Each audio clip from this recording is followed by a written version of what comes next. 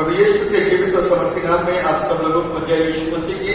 लोग ऑनलाइन हमको देख रहे हैं, किसी भी रीति से आज परमेश्वर की आराधना में शरीक हैं और परमेश्वर के वचनों को आप सुनने के लिए अपने स्थानों पर तैयार हैं, अपने कलाम को लेकर के और पूरी तैयारी के साथ में बैठे हैं कि खुदा का कलाम आपसे आज रूबरू हो, हमसे बातचीत करें। क्योंकि जब तक खुदा का कलाम हमसे एनकाउंटर नहीं होता, रूबरू नहीं होता, तो बहुत सारी स्थितियां 10 से 20 साल, 20 से 30 साल में दिन बदलेंगे, लेकिन लाभ कुछ नहीं होगा।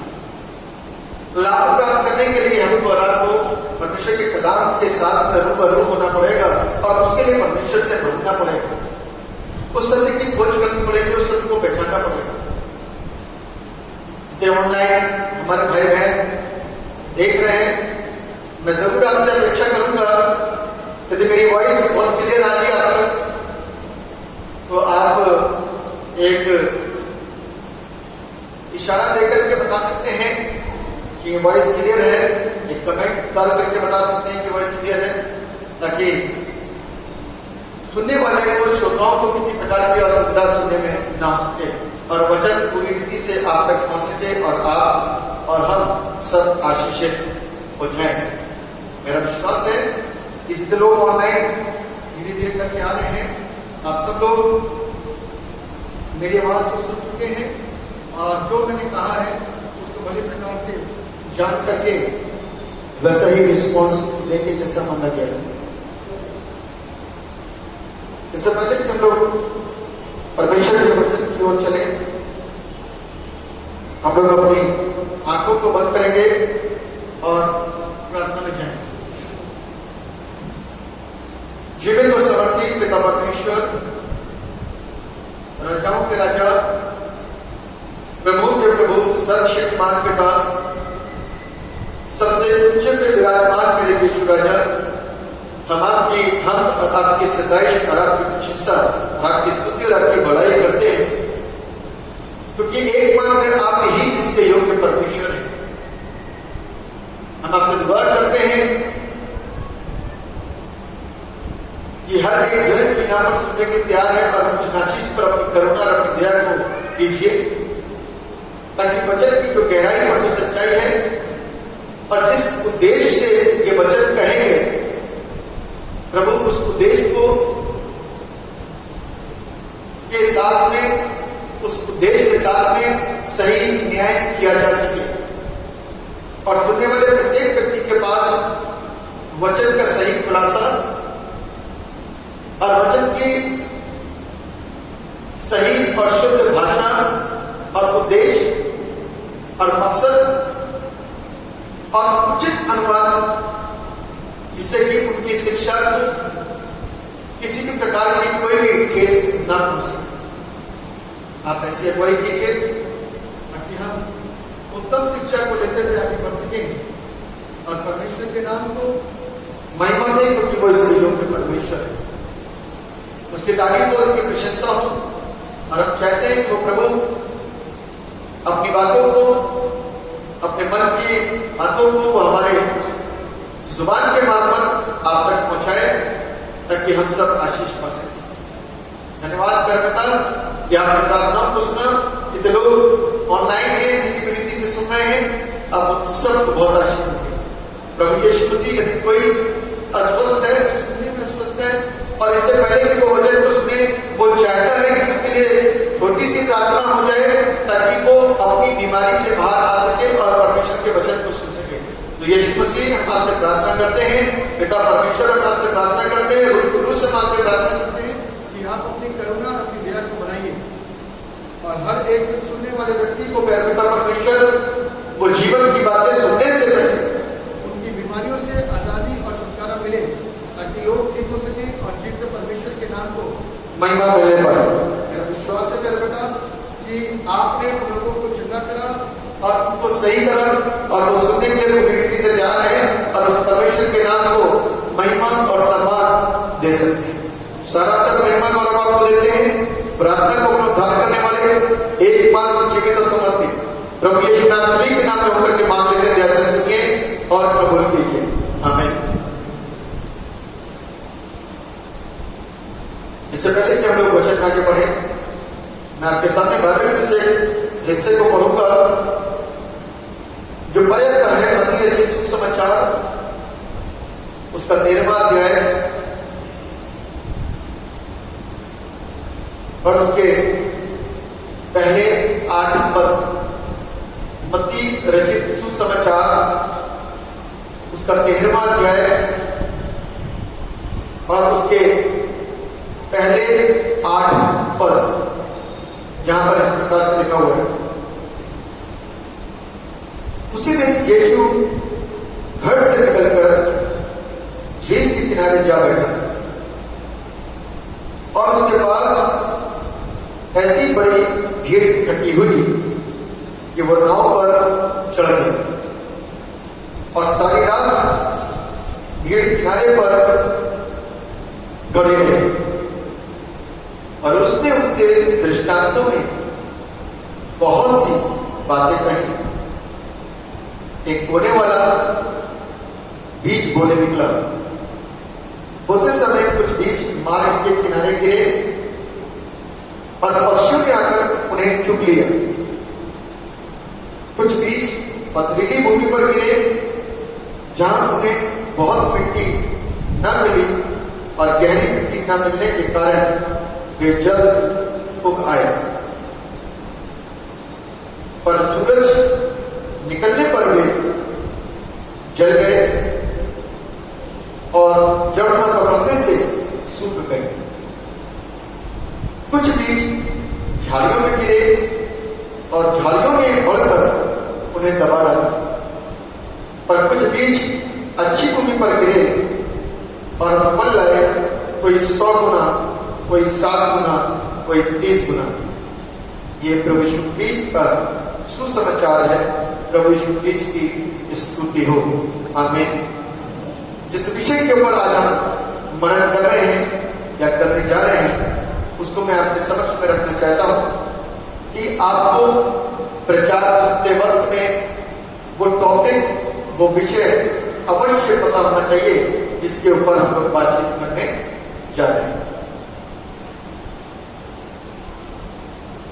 The fruitfulness of the gospel depends on how it is received. शुभ समाचार को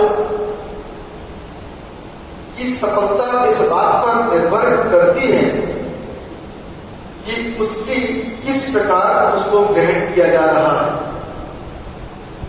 सुसमाचार की सफलता इस बात पर निर्भर करती है कि उसको किस प्रकार से ग्रहण किया जा रहा है। सुसमाचार सुनने वाले तो बहुत सारे ऑनलाइन बैठे हुए।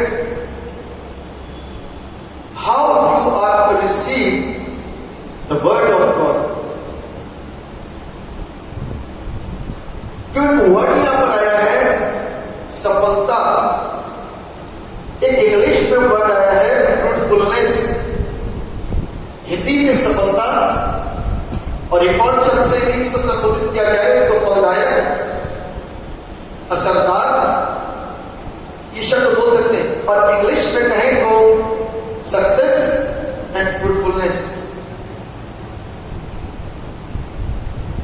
ये दो शब्द हैं क्योंकि मैं और आप प्रभु के पास आते हैं, वचन को सुनते हैं,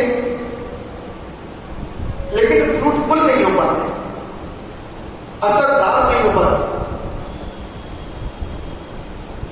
सफल नहीं हो पाते। और आते ही साथ सफलता जैसी इच्छा होती है कि सफल हो जाए।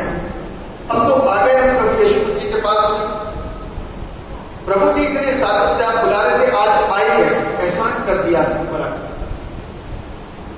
बाइबल हमको एक बात बता रही है बड़े खूबसूरत तरीके से, उसको समझने की कोशिश करें।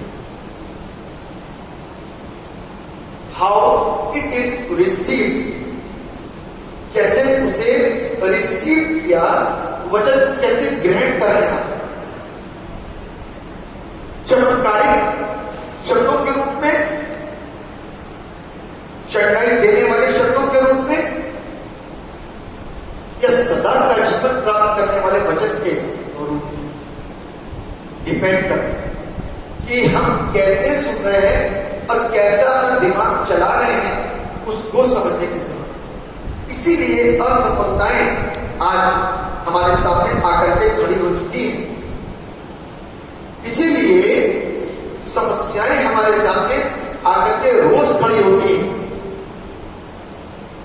और ये असफलता,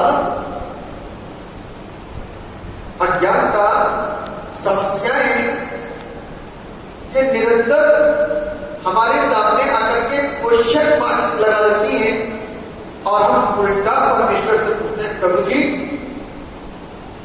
हमने तो बहुत प्रार्थनाएं की, हर रविवार चर्च गए, दसवांश भी निकाला, प्रार्थनाएं की और कराएं भी, लगातार उठ करके 4 बजे प्रार्थनाएं भी करते हैं,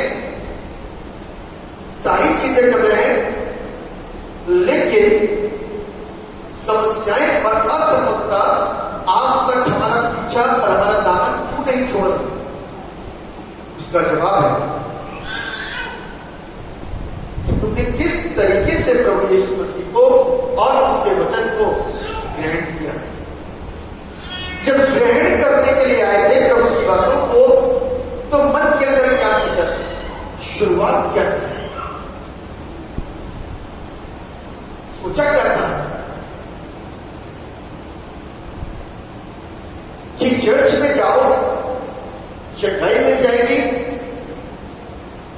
चर्च में जाओ तो दुख दूर हो जाएंगे, चर्च में जाओ तो दुष्ट आत्माएं निकल जाएंगी, चर्च में जाओ तो बीमारियों से आजादियां मिल जाएंगी। अच्छी सोच किया, जिसने भी आपको बताया अच्छी सोच की, लेकिन बाइबल हमको उसके संदर्भ में कुछ एक अच्छी शिक्षा देती है। जरा मेरे साथ निकाल लीजिए मत्ती रचित सुसमाचार का 6 अध्याय और उसके 31 पद से मैं आपके सामने पढ़ने जा रहा हूं। अपनी बाइबल को आप खोल सकते हैं। मत्ती रचित सुसमाचार उसका 6 अध्याय और उसके 31 पद से 33 पद। इसलिए तुम चिंता करके यह न कहना कि हम क्या खाएंगे या क्या पिएंगे या क्या पहनेंगे, क्योंकि अन्य जातियां इन सब वस्तुओं की खोज में रहते हैं, पर तुम्हारा स्वर्गीय पिता जानता है कि तुम्हें इन सब वस्तुओं की आवश्यकता है। इसलिए पहले तुम परमेश्वर के राज्य और उसके धर्म की खोज करो, तो ये सब वस्तुएं भी तुम्हें मिल जाएंगी। अतः कल की चिंता न करो, क्योंकि कल का दिन अपनी चिंता आप कर लेगा। आज के दिन के लिए आज ही का दुख बहुत है। बहुत सारी चीजों को हम सोचते हैं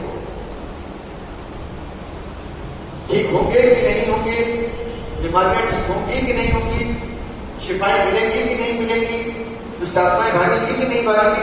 तमाम सवाल यहाँ चलते रहते हैं और जितना चलेगा ना उतनी चिंता होगी।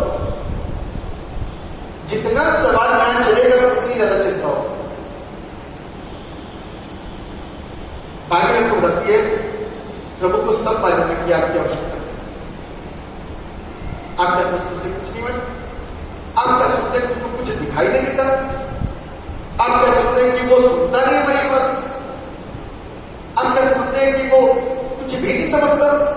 बाइबल कहती है, यदि मैं आपको पढ़ाऊं तो ऐसा दिखाया यशायाह की पुस्तक में, उसके में सब निकाल लीजिए, यशायाह की पुस्तक उसका 59 अध्याय 59 चैप्टर उसकी वर्स 1 पहले पद में लिखा हुआ है, सुनो यहोवा का हाथ ऐसा छोटा नहीं हो गया कि उद्धार ना कर सके, ना ऐसा बहरा हो गया है कि सुन ना सके, परंतु तुम्हारे अधर्म के काम ने तुमको तुम्हारे परमेश्वर से अलग कर दिया है।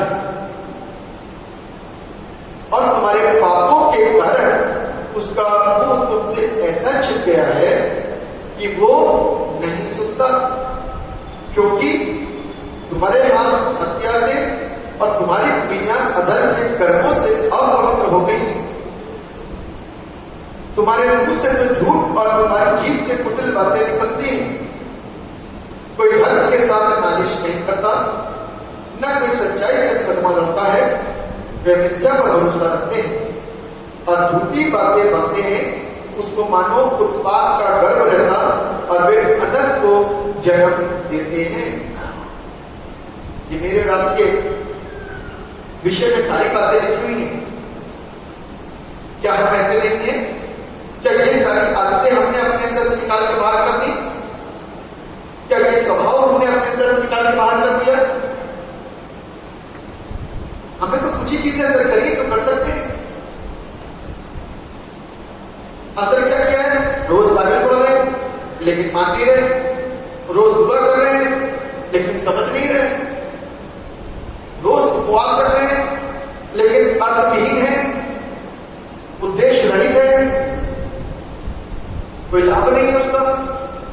ऐसे उपवास कर रहे हैं, प्रार्थना में रोज बैठ रहे हैं लेकिन लाभ कुछ नहीं है क्योंकि सुनते नहीं है। तो सारी चीजें विफलता के विषय और कारण बन जाते हैं। और आपने इसको सोचा कि मैंने अच्छी चीजों का दर्जा दिया, 10 लोगों को दिखाई देगा कि आप चढ़ जा रहे हो, 10 लोगों को दिखाई देगा कि बाइबल पढ़ लो, 10 लोगों को दिखाई देगा कि आप उपवासी हो, 10 लोगों को यह भी पता चलेगा कि आप घंटों घंटों टेक करके प्रार्थना करते हो, लेकिन 10 लोगों को यह नहीं पता चल पाएगा कि आप करते हैं और भी तो कुछ करते जो प्रभु को पसंद नहीं। ये पंक्ति के लिए इसलिए दी गई है कलाम पाक कि इसको फॉलो करें, पढ़ो, इसका पालन करें, इन बातों का पालन करें। आप 50 बार पढ़ लो, लोग क्या कहते हैं आगे साहब 4 बार तो खत्म करी, 5वीं बार खत्म करने की कगार पर आ गए। खत्म तो ऐसे कर दिया जैसे कि एहसान करो परमेश्वर के ऊपर, प्रभु के संतों का 5 बार खत्म कर। ढंग से पढ़ने वाला, समझ के साथ में पढ़ने वाला, इसको रिसीव करने वाला बनता है। जब इसको पढ़ता है ना तो कई दिन एक ही लाइन को जाते हैं और आपने 5 बार खत्म कर दी सरसरी निगाह में, और उसको बताओगे, कोट करोगे 5 times I have finished my Bible reading. 5 बार। इसी चीज को तो बाइबल में आगे बता रही है कि प्रभु को हमारी सारी आवश्यकताएं मालूम है, हमसे कोई चीज छिपी नहीं है, उससे कोई चीज छिपी नहीं है।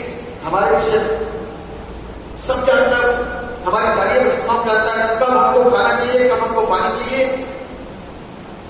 हमारा आप तो बोलते हैं, हमारा आप तो बोलते हैं पौधे सिर्फ मिलते हैं फिर भी पानी मिल जाता है,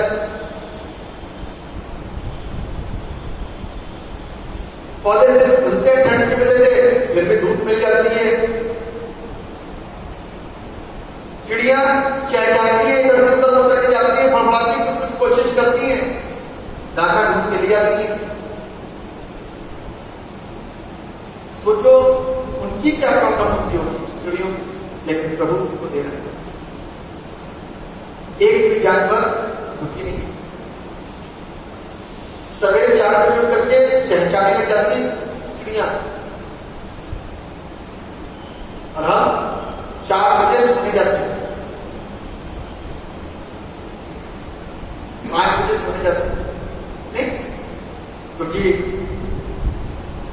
हम परमेश्वर से विपरीत हैं और परमेश्वर के विपरीत जाकर के ही काम करते हैं।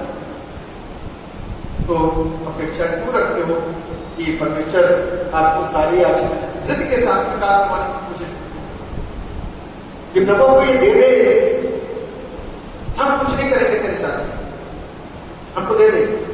हाउ इट इज रिसीव, कैसे ग्रहण किया गया, आपने वचन को कैसे ग्रहण किया है, कैसे ग्रहण किया है, क्या सोचा था ग्रहण करते समय? जब प्रभु यीशु मसीह के बाद में आए थे तो क्या सोच के आए थे? लाभ हुआ तो ठीक है, वरना छोड़ देंगे। चंगाई मैं इस बात को जानता हूं, मगर ये छूटे जिंदगी शैतानी तौर तरीके से जितने काम किए जा रहे हैं, शैतानी तौर तरीके से जितने भी काम किए जा रहे हैं, तो इस बात को ध्यान रखना, शैतान कभी भी अपने का विरोधी नहीं हो सकता। उसे तो अपना मकसद पूरा करना है। यीशु मसीह जीवन देने के लिए आया, इसलिए वो जीवन। अब सुनिए कि हमारा समझने का तरीका, ग्रहण करने का तरीका कैसा होता है। मैं आपके सामने जिस हिस्से को पढ़ चुका हूं, अब उसको धीरे धीरे पढ़ूंगा और उसको आपके सामने एक्सप्लेन करूंगा। लिखा हुआ है, और उसने मत्ती रचित सुसमाचार 13वां अध्याय, जो अभी अभी जुड़े हुए हैं, मत्ती रचित सुसमाचार का 13वां अध्याय और उसका 3रा पद। और उसने उनसे दृष्टांतों में बहुत सी बातें कही, जिनसे जो पूरी रात जगे रहे, पूरी रात जाग करके, लिखा हुआ है वो नाव पर था और लोग किनारे खड़े रहे पूरी रात, वचन को सुन रहे। क्या बात कर रहा? कहता है एक बोने वाला बीज बोने निकला, बोते समय बीज मार्ग के किनारे गिरे और पक्षियों ने आकर उसे चुग लिया। बोने वाला, आज फर्ज करिए मैं बोने वाला, और मैं बोने वाला क्या बोल रहा हूं? परमेश्वर का वचन, स्वर्ग के राज की बातें, स्वर्ग के राज की बातें, किंगडम वैल्यूज, ये बोल रहा हूं मैं लेकर के आया हूं अपने साथ। और बोया क्या? वचन। बोया क्या? वचन। और वचन जब बोला तो वचन जब लेकर के पहुंचे ना, तो ये वचन गिरा, बीज गिरता है। कभी किसी को परवाह होती है कि एक एक बीज को बड़ा संभाल करके एक जगह बोए, बिखेरा जाता है। क्या होता है? बीज बिखेरा जाता है, कहीं भी जाता है। बीज को ऐसे नहीं लेकर बीज लगाया जाए, प्लांट लगाया जाए, बीज बिखेरा जाता है। और परमेश्वर के वचन को दुनिया के कोने कोने में बिखेरा गया, दुनिया के कोने कोने में इसको बिखेरा गया। और 4 प्रवृत्ति के लोग होते हैं, 4 प्रवृत्ति के लोग होते हैं। और उनमें से हमारी कौन सी प्रवृत्ति, जितने सुनने वाले हमारे श्रोतागण हैं, भाई बहन हैं, मित्र हैं, आप अपनी प्रवृत्तियों को चेक कर सकते हैं। आप ये मत सोचें कि ये हमारे लिए बात हो रही है क्योंकि हम क्रिश्चियन हैं, ये आपके लिए बात हो रही है क्योंकि आप क्रिश्चियन हैं। क्योंकि ऐसी प्रवृत्तियों के अंदर हम भी आते हैं जिस प्रवृत्ति का वर्णन करने के लिए मैं बताने जा रहा हूं, उसको ध्यान से सुनिएगा। बाइबल बताती है कि एक बोने वाला बीज बोने निकला, बोते समय कुछ बीज मार्ग के किनारे गिरे। कहां पर गिरे? मार्ग के किनारे। और जब वो मार्ग के किनारे गिरे तो बाइबल को बताती है और पक्षियों ने आकर उसे चुग लिया। जब ऐसी जमीन पर गिरे किनारे किनारे, तो पक्षी आए और उसको चुग करके होकर के चले गए। ये बीज जब बोया गया, अभी बोया जा रहा है, यीशु मसीह की बातें, स्वर्ग की बातें बोई जा रही है और उसका तरीका बताया जा रहा है कि क्या होता है। ये बीज बोया गया और आप और हम किस तरीके से इसको सुन रहे हैं। कोई आधा अधूरा सुनेगा, कोई रुक जाएगा सुनने के लिए कि हाँ भैया हमारी प्रवृत्ति कैसी है, चलो थोड़ी देर देख लें, फिर किसी और को देखेंगे। कुछ लोग सोचेंगे कि अपने मतलब की बात नहीं, अपने बस की बात नहीं है। ठीक उसी प्रकार से लिखा है, मन में बीज तो बोया गया तो गिरा भी बीज और उससे वो दुष्ट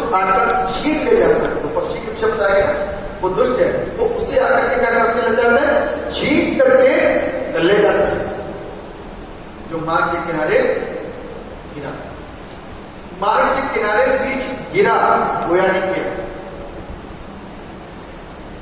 मार्ग के किनारे बीज गिरा, बोया नहीं किया। और उसे दुष्ट ने आकर के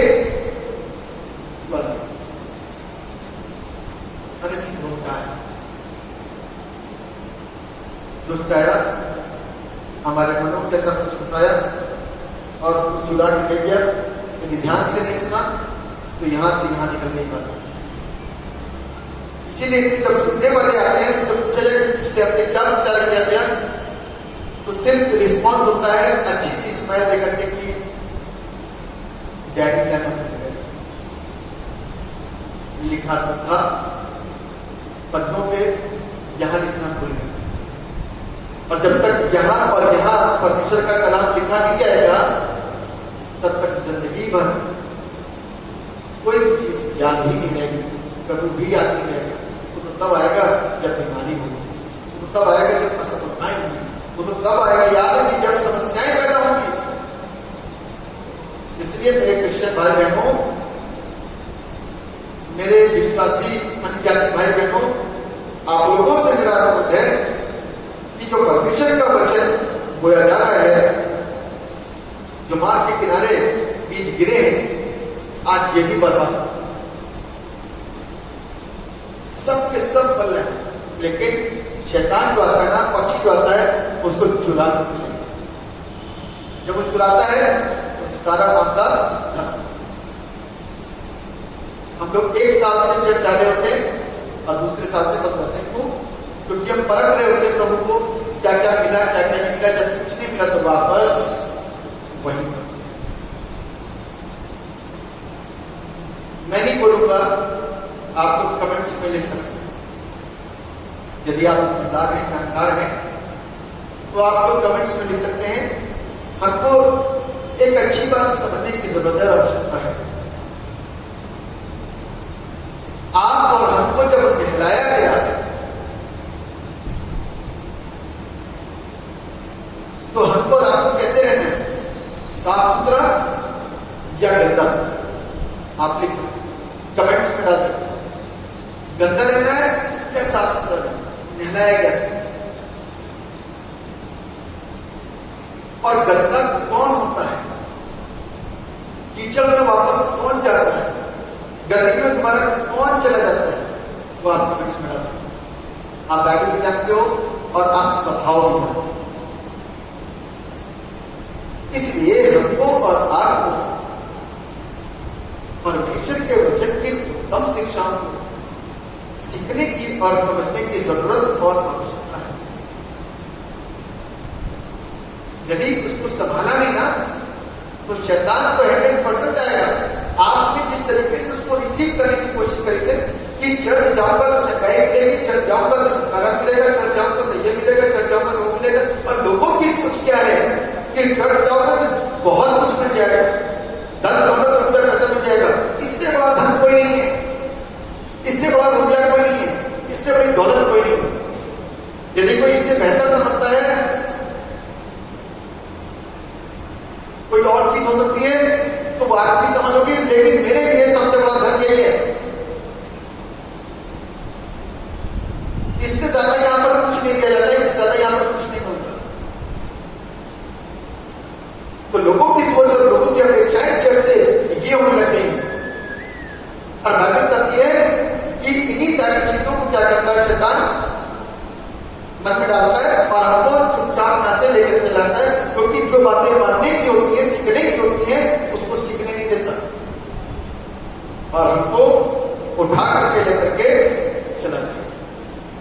क्योंकि हम अच्छी सोच के साथ में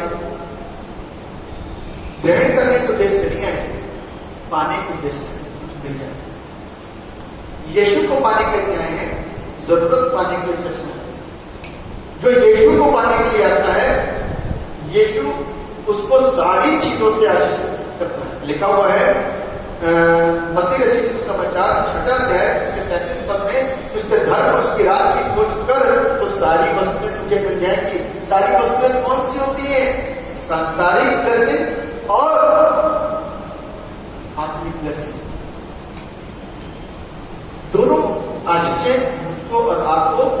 मिलेंगे, कब मिलेंगे? जब उसके धर्म और उसके राज की खोज करेंगे, कोशिश न करें। हम तो अपनी आवश्यकताओं को पूरा करने के लिए आए। तकलीफ हुई तो छोड़ दिया चर्च, बीमारियां ठीक नहीं तो छोड़ दिया चर्च। अरे भैया ऐसे बनो जैसे शतरंज मिश्र और वेद थे। कहता है रिसीव जब करा ना प्रभु का वचन, तो ऐसा रिसीव करा था कि मेरा प्रभु हमको इस रक्त में आग के भट्टे से बचा सकता है, फुल कॉन्फिडेंस है। मेरा प्रभु हमको रक्त में आग के भट्टे से बचा सकता है, बीमारियों से बचा सकता है, मुसीबतों से बचा सकता है, शेरों की मांग से बचा सकता है, हर एक चीज से बचा सकता है। यदि वो ना बचाए तो भी मैं और अन्य बातों को, अन्य चीजों को, अन्य मान्यताओं को नहीं मानूंगा। इसको कहते हैं रिसीव करना, क्योंकि प्रभु को जान गया हो। यीशु मसीह को जब कलाम में पढ़ा तो पढ़ा कि उसने भूतों को जिंदगियां दी, अंधों को आंखें दी, कोड़ियों के कोड़ दूर करे, लंगड़ों को चला दिया, गूंगों को बोलने की शक्ति दे दी, बुढ़े में अंगों को सीधा कर दिया। और जैसा उसने किया वैसे ही आज उसके लोगों के लिए प्रार्थनाएं करते हैं, और सेम वैसा ही होता है, और उससे बढ़कर के होता है। ये बाइबल में लिखा हुआ है कि तुम मुझसे भी बड़े बड़े काम करो। लेकिन आपने उसको पढ़ने के बाद अपनी निर्णय को ले आए, अपने दुष्टात्माओं को ले आए, अपनी बीमारियों को लेकर के पहुंचे, लेकिन अपने दिल को प्रभु के पास में लेकर के ले आए। इसीलिए शैतान जो है ना उसको चुरा कर, क्योंकि आप प्रभु के पास में ज्ञान प्राप्त करने के उद्देश्य से, सीखने के उद्देश्य से नहीं आए। आज हमको उस उद्देश्य से उसके पास सच्चाई नहीं चाहिए क्या? जीवन नहीं चाहिए क्या? उद्धार नहीं चाहिए क्या? अनंत जीवन नहीं चाहिए क्या? स्वर्ग नहीं चाहिए क्या? ये भी चाहिए, मगर माने मिल नहीं पाए। आप क्लेम नहीं कर सकते जब दे दो जबरदस्ती नहीं। वहां जबरदस्ती नहीं चलती, वहां रिश्वत नहीं चलती, वहां खुशबुदी नहीं चलती, वहां सूरत नहीं चलता, वहां ज्ञान नहीं चलता, वो अच्छा शरीर नहीं चलता, वहां कुछ नहीं चलता। वहां यदि चलता है तो सच्चाई चलती है, पारदर्शिता चलती है।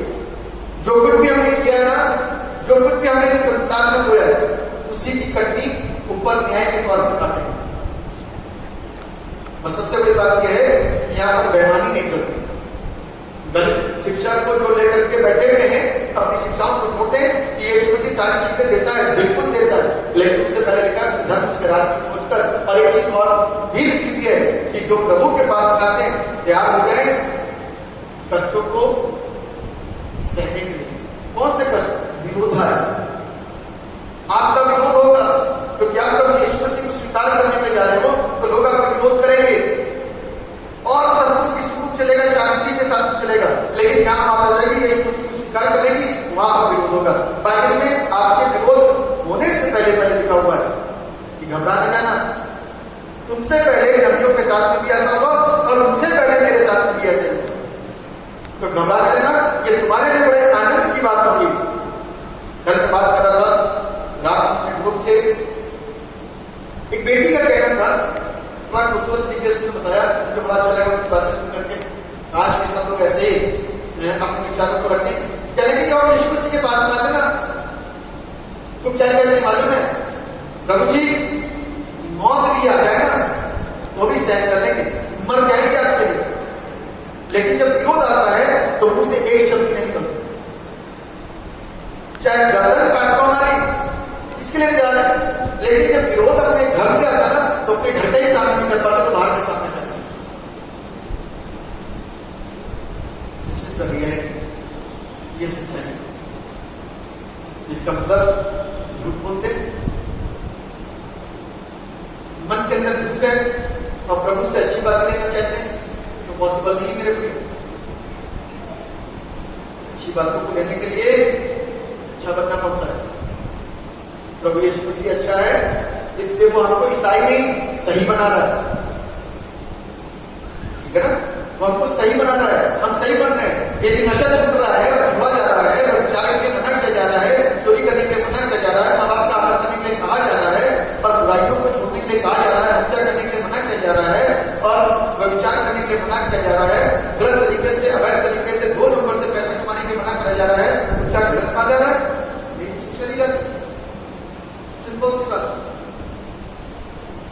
अलावा पवित्र आत्मा का जो अभिषेक है उसके विषय में वो तो अपना पर्सनल अनुभव है, जिसे मिल जाएगा वो चिंता नहीं होगा।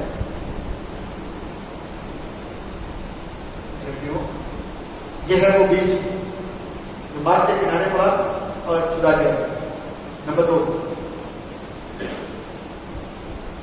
कुछ पथरीली भूमि पर गिरे, बहुत मिट्टी ना मिली, यानी कि गहरी मिट्टी में बीज जाता है तो सही से सड़ता है, मरता है, फिर धीरे धीरे अंकुर फूटता है, फिर बालाएं होती हैं, ऊपर उठता है, पत्तियां आती हैं, करते करते करते स्पॉन होता है, फिर फल आने लग जाते हैं, फूल आता है, फिर फल आता है।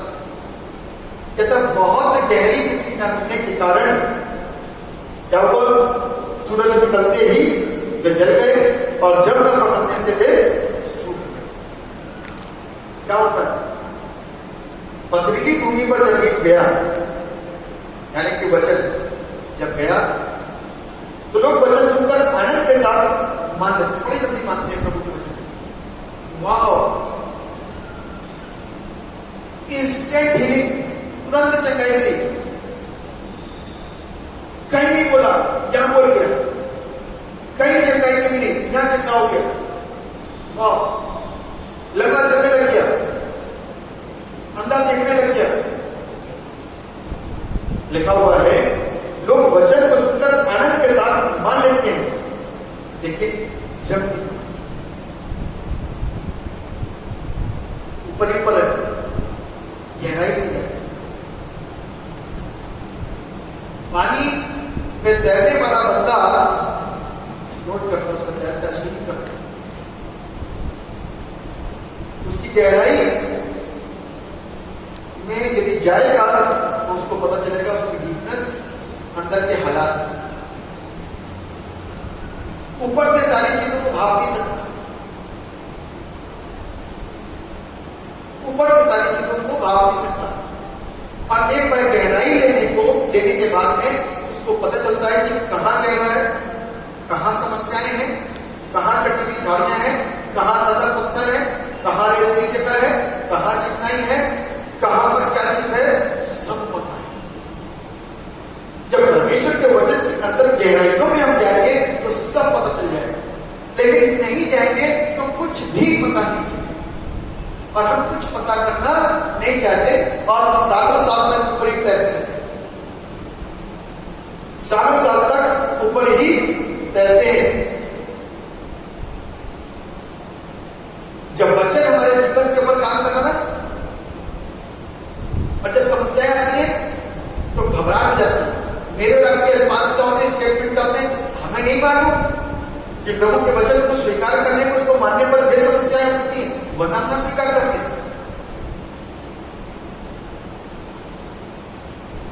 प्रभु यीशु मसीह के साथ चलने पर यह समस्या है, वरना प्रभु यीशु मसीह को कभी ना स्वीकार करते। जरा सा एक झटका लगा, और झटका लगते ही ये जुबान हालेलुया प्रेज द लॉर्ड इतना करती थी, प्रभु तेरी उपस्थिति यहीं पे ठहर जाए, इतना हाथ उठा कर आराधना करती थी। इसको बोलते हवा में तैरना। और जहां प्रेशर पड़ा, जहां दबाव पड़ा, जहां समस्याएं आई तो तुरंत परेशान हो गए। हम प्रभु के साथ में चल नहीं सकते और क्लेशों का सामना कर नहीं सकते, समस्याओं को ले नहीं सकते और वापस हो जाते हैं, मेरे प्रियो। क्रिश्चियन साथ में तो मजबूरी हो चुकी, क्योंकि आपका बपतिस्मा हो गया है, कंफर्म है, आपके नाम के आगे कहलाता है फुली कम्युनिकेट मेंबर। मेरा आपसे सवाल है, आर यू सेफ? मेरा आपसे सवाल है, क्या आप वचन के अनुसार चल रहे हैं? मेरा आपसे सवाल है, क्या आप बिल्कुल करेक्ट हैं, आपकी संतानें बिल्कुल करेक्ट हैं, क्या आपके पहले ऊपर? क्योंकि बहुत सारे क्रिश्चियनों का मैं जानता हूं कि समस्याएं आती हैं, अपने बादशाह के पास नहीं, भक्तों के पास आते हैं, भक्त जो भगत होते हैं, उनको भी तमाम प्रकार के टूटा की जरूरत आवश्यकताएं हो जाती है। बहुत सारे क्रिश्चियन लोग इस तरीके से काम कर रहे हैं। मैं प्रार्थना कर रहा हूं उन लोगों के, मुझे मालूम है क्रिश्चियन लोग इस तरीके से काम कर रहे हैं, उनके अंदर कोई क्रिश्चियनिटी नाम की चीज नहीं है। मैं उनके लिए प्रार्थना कर रहा हूं, क्योंकि वो अपने घर को, अपने परिवार को तबाह करें, टूना टोटका करवा के अपने घर के लोगों को सड़ा रहे हैं, सड़ी सड़ी चीजों को खिला करके बोलते हैं कि मेरे पास फोन आया कि फादी साहब प्रार्थना करें। एक क्रिश्चियन का ये हालात है तो आप क्या अपेक्षा करोगे नॉन क्रिश्चियन से? लेकिन परमेश्वर की उसी जगह पर एक ऐसी महर है उनके ऊपर कि प्रभु का कलाम कहता है कि जो पहले हैं वो आगे हो जाएंगे, जो आगे हैं वो पहले हो जाएंगे। कारण क्या है कि तुम वो करोगे जो पहले करते थे, और जो करके आगे छोड़ करके प्रभु के पास आए हैं वो प्रभु यीशु मसीह को सहर्ष खुले दिल से स्वीकार करते हैं। मेरे राम के पास में परमेश्वर है तो आस्था नहीं है, उनके पास में आस्था है तो परमेश्वर नहीं है। और यदि जिस दिन परमेश्वर और आस्था दोनों मिल गए तो उस दिन क्या हो सकता है? धमाका हो जाएगा। आज वक्त आ चुका है और धमाके शुरू हो चुके हैं, लोगों ने सच्चाई को सुनना, ग्रहण करना शुरू कर दिया है। तीसरा बीज आपके साथ में शेयर करूं। झाड़ियों में गिरे, झाड़ियों में बढ़कर उन्हें दबा दिया। बीज का गिरा झाड़ियों, और झाड़ियों में गिरे और झाड़ियों में क्या करा? उनको दबा दिया। जो इस वचन को सुनता है संसार की तमाम चिंताएं उसको दबा देती हैं। पापा क्या करेंगे? चर्च जाती है, चुप करके जाती है। भाई क्या कहेगा? पड़ोसी क्या कहेंगे? चिंता। जब बीमार को लेके आए तो पूरा परिवार है, तब चिंता नहीं, तब तो डॉक्टर के पास जाए। लेकिन अब चिंता, ठीक होने के बाद चिंता हो, क्योंकि अब इस बात को कहा गया यदि तुम फॉलो करोगे तो प्रभु की आशीष तुम्हारे जीवन के अंदर बनी रहेगी, और यदि फॉलो नहीं करोगे तो आशीष नहीं मिलेगी। फॉलो करो। अब फॉलो करने के लिए हमको चर्च भी जाना पड़ेगा, हमको इस कलाम को भी पढ़ना पड़ेगा। कब तक छिपते रहेंगे? एक दिन तो पकड़ लिया जाएगा कि तुम अच्छा वचन को पढ़ रहे हो, ये पढ़ो, बाइबल पढ़ो, कहां से लाए, कैसे लाए, कब गए, शुरुआत कब हुई? तरह तरह के सवाल चिंता ने खा लिया। झाड़ियां थी ना, ऊपर आई और दबा दी। बीज का आता पता नहीं रहा कहां से, ठीक है ना?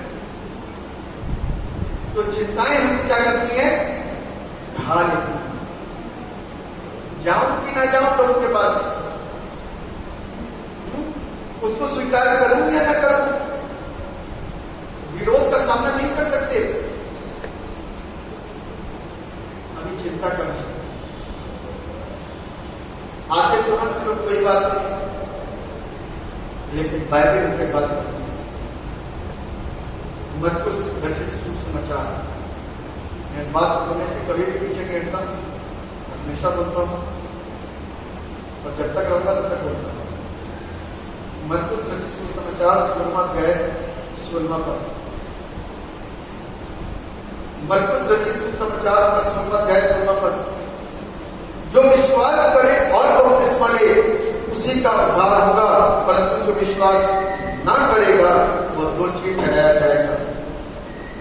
विश्वास करने वालों में ये चिन्ह होंगे कि वे मेरे नाम से दुष्ट आत्माओं को निकालेंगे, नई नई भाषाएं बोलेंगे, सांपों को उठा लेंगे, और वे प्राणनाशक वस्तु पी जाए तो भी उनकी कुछ हानि ना होगी। वे बीमारों पर हाथ रखेंगे और वे चंगे हो जाएंगे। ये साइन है, ये चिन्ह है इसके, एक विश्वासी के डर डर के प्रभु के पास में आते हैं, छिप छिप के प्रभु के पास में आते हैं। बाइबल कहते हैं विश्वास कर बपतिस्मा ले। हमने सालों अनसुना करके रह गए। पानी साहब आज जानवर दूध नहीं दे रहा, पानी साहब आज भाई ठीक नहीं है, कल बिजनेस ठीक नहीं था, पर तो क्या कहते हैं हमने ठेला जो लगाया उस पर सही से काम नहीं पा रहा, रोज फोन आते मेरे पास, हाजी साहब आज यार स्मरण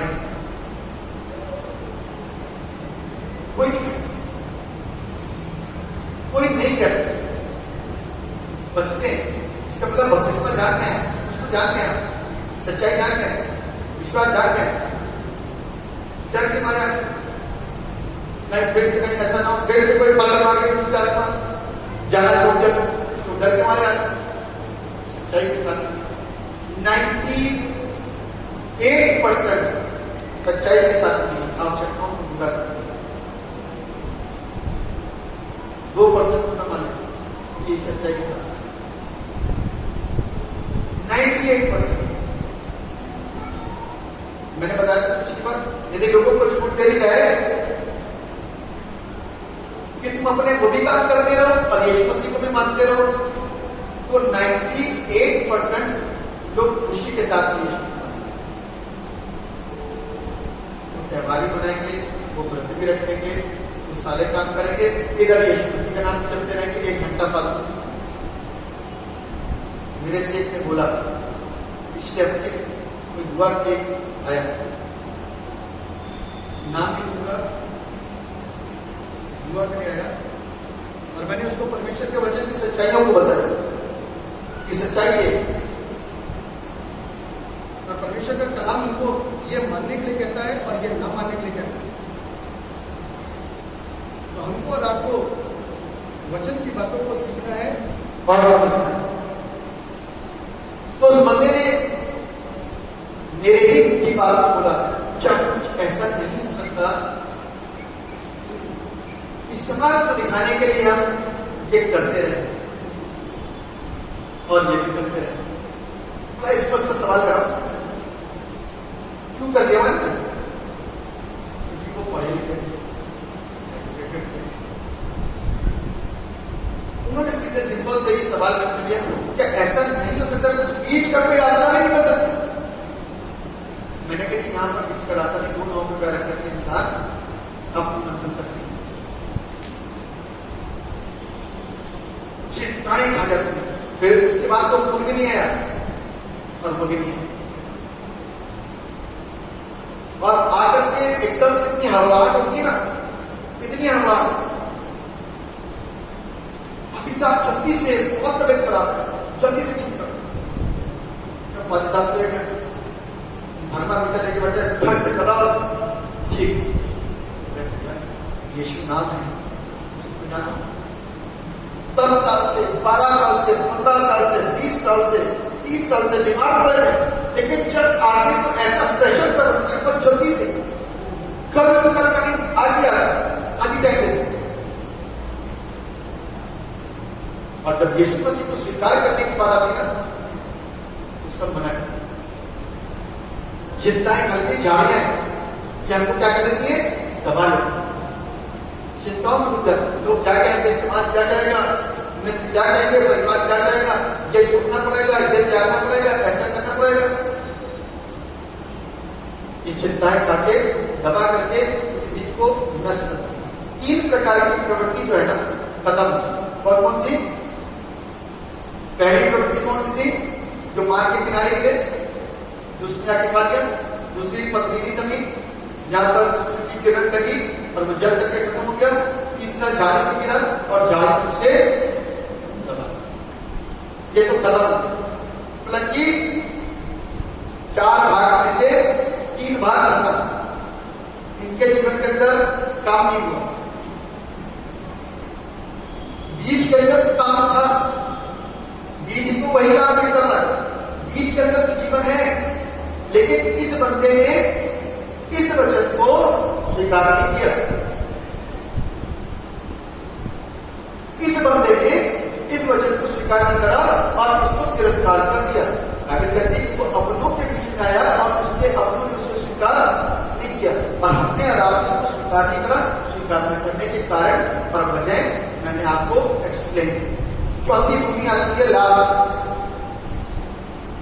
चौथी भूमि लिखा है कुछ बीज अच्छी भूमि पर गिरे और फल लाए, कोई 100 गुना, कोई 60 गुना, कोई 30 गुना। देखिए अच्छी भूमि में भी कितनी कंडीशंस है। कुछ बीज अच्छी भूमि पर गिरा और क्या लाया? फल लाया। अब अपने उसको वापस रिपीट कर सकते हैं। The fullness of the gospel depends on how it is received. शुभ समाचार की सफलता इस बात पर निर्भर करती है कि उसको किस प्रकार से ग्रहण किया गया। अब जिस भूमि पर ये काम हो रहा है, अच्छी भूमि पर काम हो रहा है, जिस अच्छी भूमि पर ये बीज पड़ा और फलवंत हुआ, कोई 100 गुना, कोई 60 गुना, कोई 70 गुना। यहाँ पर फल क्यों आया? यहाँ पर फल इसलिए आया क्योंकि ध्यान से सुना, ध्यान से देखा, ध्यान से सुना,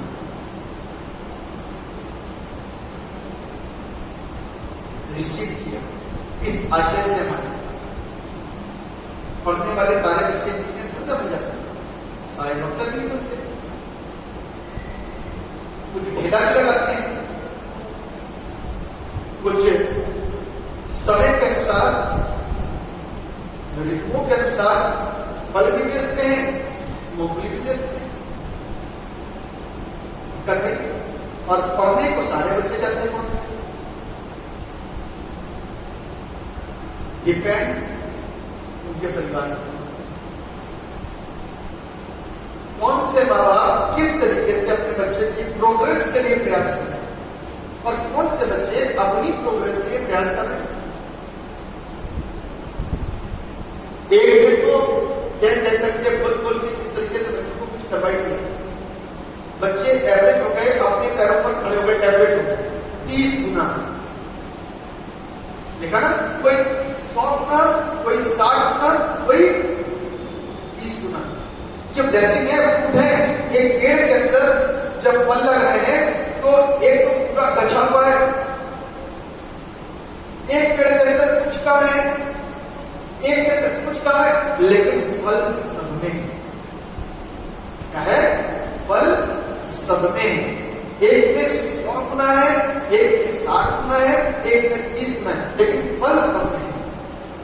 आज सब स्वर्ग जाने के लिए हकदार सब हो गए, 30 वाला भी, 60 वाला भी और 100। हमने भी स्वीकार करा, हमने 4 लोगों को बचाया, 15 ने स्वीकार करा, 19 ने बताया, हजारों लाखों को रूहों को बचा लिया, वो भी स्वर्ग में पहुंच रहा है। वो 100 गुना काम करके पहुंच रहा है, हम 30 गुना काम करके पहुंच रहे हैं, लेकिन काम वही कर रहे हैं, क्षमता के अनुसार कैसे भी कर रहे हैं, लेकिन 100 गुना लेने के लिए मेहनत ज्यादा, 60 गुना प्राप्त करने के लिए 30 वाले को इस 30 से ज्यादा काम करना ताकि वो 60 प्राप्त। अच्छी भूमि है, स्वीकार करना। अब स्वीकार करना क्रिश्चियन होना नहीं होता। इस गलत फहमी को अपने मन में विचार मत कीजिएगा, कहीं ये भी गलत शिक्षा हमारे दिमाग में आ जाए। स्वीकार करना फल लाना होता है, स्वीकार करना फल लाना होता है, क्रिश्चियन बनना नहीं होता। हमारे जीवन से फल प्रदर्शित हो, और जिसके जीवन के अंदर ये आ गया वो अपने आप को परमेश्वर की प्रत्येक आज्ञा को पूरा करे और माने, रोक नहीं सकता। जब पूरा चला जा रहा था, ये शायद पुस्तक को पढ़ते हुए, उसके 53 अध्याय को पढ़ते हुए, तो फिलिप्पुस ने आकर के उसको समझाया, कहता है जो पढ़ता है मुझे समझ में आता है, कहता जब तक कोई ना समझाए कैसे समझूंगा। तो उसने उसको समझाया, और जैसे ही ये वचन अंदर घुसा, उसने कहा अब मुझे देरी नहीं, मैंने वचन पर विश्वास कर लिया, और अब मैं क्या करूंगा? पानी भी है, मुझे बपतिस्मा दे दो।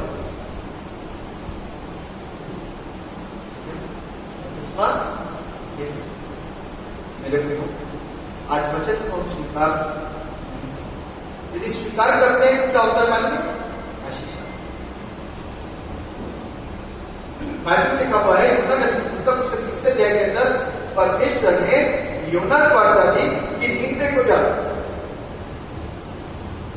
नीनवे को जा और वहां के लोगों को बता कि तुम्हारा पाप जो है ना बढ़ गया है, क्योंकि तुम्हारा पाप बढ़ गया है, इतना पाप हो गया। अब नीनवे के लोगों को जाकर के ये बंदा खड़ा होता है चौराहे पे, खड़ा होकर के क्या कर रहा है, तुम लोगों के अंदर कितने पाप आ चुके हैं, एक मिनट में आपको निकाल के बता दूं। लिखा हुआ है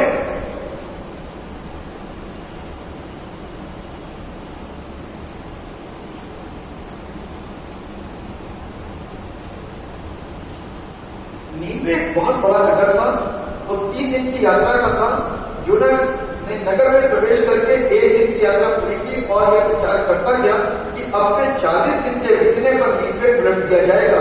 तब नीनवे के मनुष्यों ने परमेश्वर के वचन की प्रतीति की और उपवास का प्रचार किया गया और बड़े से लेकर छोटे तक सबों ने डांट खोल लिया। ठीक है ना, यानी कि नीनवे के लोगों ने परमेश्वर के वचन को क्या कर लिया, मान लिया, अपनी गलती मान ली। लिखा क्या जानवर, क्या पशु, क्या बच्चे, क्या बूढ़े, सब राजा तकने के राजा क्या निकाल दी कि सब के सब उपवासी रहेंगे, 40 दिन में नीनवे उलट दिए जाए। अब सबके अंदर भय आ गया, क्योंकि परमेश्वर तो सब डरते हैं, परमेश्वर से तो सब लोग डरते हैं, सब भय करते हैं। अब से 40 दिन के बाद में नीनवे उलट दिया जाएगा। और ऐसा होता यदि लोग आज्ञा न माने। नूह के जमाने में ऐसा हुआ ना, नूह के जमाने में क्या हुआ, लोगों ने कहना नहीं माना और सब नाश हुआ। योना के समय में कहना मान लिया और सब बच गए। इसलिए व्यक्तियों, यदि आज अपनी लाइफ के अंदर बचना है तो वचन को कैसे सुना जाए। नीनवे में आकर के जैसे ही उन्होंने प्रचार करा, लोगों ने रिसीव किया, ग्रहण किया वचन को कि मेरे फायदे की बातचीत हो रही है, मेरे लाभ की बातचीत हो रही है, हमको उसको ग्रहण करना है। लोगों ने ग्रहण करा, माना और अपने पापों को क्या कर दिया, सदा के छोड़ दिया। और उस जीवन के अंदर, उस परिवार के अंदर, उन लोगों के अंदर आनंद आ गया, बच गए और परमेश्वर का क्रोध उनके बीच में नहीं। इसलिए उनकी पुस्तक उसका पहला अध्याय में बड़ा स्पष्ट लिखा है, क्योंकि हमारा जो समाचार तुम्हारे पास न केवल शब्द मात्र ही में वरन सामर्थ्य और पवित्र आत्मा में और बड़े निश्चय के साथ पहुंचा। ऐसा तुम जानते हो कि हम तुम्हारे लिए तुम्हारे बीच में कैसे बन गए। और उस क्या क्या बन गया, परमेश्वर के वचन को वहां पर प्रचार करा और आदर्श बन गया, और आदर्श बन करके अद्भुत रीति से सुसमाचार बांटा लोगों के जीवन को। और क्रिश्चियनों ने परमेश्वर की उन बातों को जो सिखाई जा रही थी, ये भी क्या जा रहा था, वो सुना और माना। कि बहुत जहां जहां प्रचार करता था, उसके प्रचार पर बहुत लोग विश्वास करते। हमको रात को आज एक अच्छा श्रोतागण बनना है, अच्छा रिसीवर बनना है, अच्छी तरीके से वचन को रिसीव करिए, इसको खाइए, खाने के बाद भी अंदर जाएगा तो आ सकते हैं। खाना जब अंदर जाता है, बाहर देख करके आप खाना देखते रहो तो अंदर नहीं जाएगा। जब वो अंदर जाएगा तभी ताकत मिलेगी, अंदर जब तक नहीं जाएगा तो ताकत मिलेगी। ताकत प्राप्त करनी है, एनर्जी लेनी है, जीवन लेना है, इसको मेरा विश्वास है कि आपकी वचन की बातें समझनाइयों की प्रभु आपकी अगुवाई करे, इसको भली प्रकार से सीखें, इसको सही मायने में रिसीव करें, तभी ये सफल होगा, तभी ये फूट। और आप सबको सफलता चाहिए, जिसको सफलता चाहिए वो सब परमेश्वर के वचन को सही तरीके से अपनी जरूरतों के लिए नहीं, अपनी विशेष और सबसे बड़ी जरूरत जिसको बोलते हैं उद्धार आनंद की, उसको प्राप्त करने आशा से स्वीकार करेंगे तो प्रभु की बड़ी बरकत अपनी जिंदगी के अंदर प्राप्त करेंगे। परमेश्वर आप सबको बहुत आशीष है और बरकत देता है। जीवित और समर्पित पिता परमेश्वर, राजाओं के राजा, प्रभुओं के प्रभु, सर्वशक्तिमान पिता, आपके नाम की स्तुति दुआ करते हैं। पिता परमेश्वर, जितने लोग परमेश्वर के वचनों को सुन रहे थे, आप उन सबको आशीष, उन सब पर अपने उन सब की जिंदगियों को खूबसूरत की, वो सब प्रभु अपनी जिंदगियों को स्वयं खूबसूरत करने के लिए यदि इच्छुक हैं तो आपके वचन को सही तरीके से तैयार करके अपनी भूमि को इस तरीके से आपके सामने रखेंगे कि बीच में पड़े और बंद और प्रार्थना इस कदर करेंगे कि वो शौक ना बने। हम दया करेंगे तो लोगों की जिंदगियां अब सिंचनी शुरू हो जाएंगी और बीज उनके जीवनों के अंदर काम करना शुरू करेंगे। आप दया करिए उसकी जिंदगी को खूबसूरत बनने के लिए अवसर तो मिला है, उसको ना कोई ऐसा उनको ज्ञान प्रदान करेगा ताकि मेरे पिता वो इस अवसर को ना खोए, इस अवसर को पकड़ करके रखें, क्योंकि समय बहुत निकट और बहुत कठिन है। तो ये मौका से कई बार मिला है, यदि बीत गया, यदि ये खो गया तो वापस नहीं आएगा। ये जीवन एक बार मिलता है, कई बार नहीं मिलता। एक बार का जीवन है, एक झटका लगता है, सारा जीवन समाप्त हो जाता है। इसलिए इसको वो झटका लगने से पहले अपनी जिंदगी के अंदर सुधार लाने के लिए और अपनी आत्मा को उस अनंत जीवन में प्रवेश कराने के लिए ध्यान करें। उसके लिए वचन को सहज अच्छी तरीके से देख और समझ करके ग्रहण करें कि ये सिखाना क्या मतलब, इसका उद्देश्य क्या है। इसका उद्देश्य, बाइबल का उद्देश्य जीवन, अनंत जीवन, और उस जीवन को परमेश्वर के प्रेम के द्वारा हमको दिया गया और हम और आप भी परमेश्वर से प्रेम करके और धरती पर लोगों से प्रेम करके इस जीवन को ग्रहण करें, इस वचन को ग्रहण करें, तो हमारा जीवन उस परमेश्वर के जीवन के साथ में मिल जाएगा, जीते जी भी और मरने के बाद। आप दया करेंगे तो भरपूर आशीषें आज हमारी जिंदगियों में आएंगी। जो प्रभु में है वो एक बार फिर से अपने आप को जांचें और रखें। जो प्रभु में नहीं है और किसी और उद्देश्य के साथ प्रभु के भवन में आकर के बैठते हैं, तो आज आप उद्देश्य को अपने जीवन के लिए अपने दान के लिए प्राप्त करें। शरीर के लिए नहीं, आत्मा की सोचें। शरीर के परमेश्वर सोचेगा तो उसको मालूम है कि इंसान की जो आवश्यकता है सब देगा, लेकिन अपनी आत्मा की चिंता करें जो परमेश्वर उसकी चिंता करें ताकि वो भी सेव रहे और शरीर को सेव परमेश्वर कर देगा। इसलिए हम लोग एक बेहतर तैयारी करें, एक अच्छे इंसान बने, अच्छे नागरिक बने और प्रभु के नाम को अपने जीवन से वचन की शिक्षाओं पर चलते हुए महिमा देते चले जाएं। पिता साथ साथ दुआ करते तमाम बीमारों के जो कोरोना पेशेंट है, आप उन सबको स्पर्श करके उनके जीवन की बातें दीजिए, जीवन दीजिए ताकि वे चंगे हो सके। जहाँ बुद्धि हो गई है उनकी रूह को कबूल करें, दुआ करते हैं मेरे पिता परमेश्वर, जो बीमार है किसी बीमारी से आपके नाम की बीमारियां, जिन लोगों की लगातार फोन आते रहते हैं उनके लिए प्रार्थनाएं की जाए, उनके भाइयों के लिए, उनकी बहनों के लिए, उनकी मम्मी के लिए, उनके पापा के लिए, उनके दोस्तों के लिए, उनके मित्रों के लिए, उनके जानवरों के लिए, उनके परिवार के किसी भी सदस्य के प्रभु यीशु नाम से दुआ करते हैं। आपके नाम की सामर्थ के द्वारा उनके घर के रोग और बीमारियां सब लोग विश्वास करें और मसीह यीशु में एक बेहतर जीवन धन्यवाद प्रभु, आपने हमारी प्रार्थना को सुना। सारा महिमा और बात करते हैं। इस दुआ को उद्धार करने वाले एकमात्र जीवित समर्पित प्रभु यीशु नासरी के नाम करके मांग लेते हैं, ऐसे सुनिए और आमीन।